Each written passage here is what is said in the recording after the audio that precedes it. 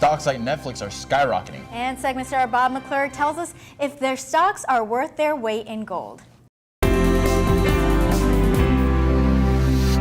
Skyrocketing is actually probably a very good way to describe stocks like Netflix, because they can go through the roof and they can generate huge amount of profit, and they can also crash back to earth, leaving you with nothing. So far year to date, the S&P 500 is up a little over 8%. Netflix is up over 30%, more than 3 times as much. But the thing is, Netflix is a new company. It's not like they went into a new business at someone else, or a business that was already established. They started a new industry entirely.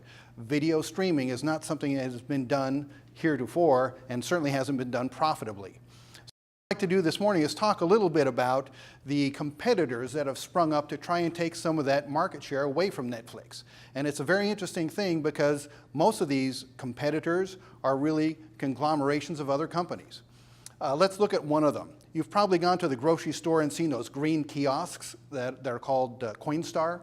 Coinstar is a parent company of another company, Redbox. Redbox is where you can get those videos via the kiosk, and actually Redbox is one of the companies that helped put Blockbuster out of business.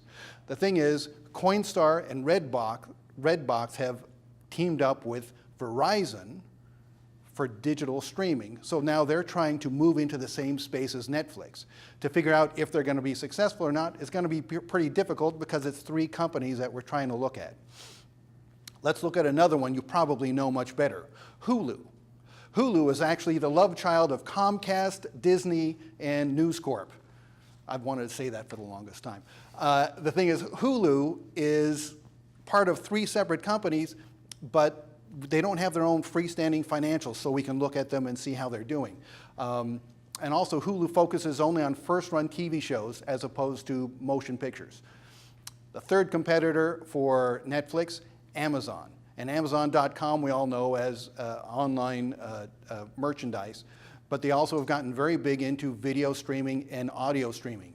And so all 3 of these competitors for Netflix have little niche markets that they're trying to expand into, but so far there's no single freestanding competitor to Netflix. So while they've sold about $5 billion in revenue over the last year, it's still hard to tell what the company's really worth.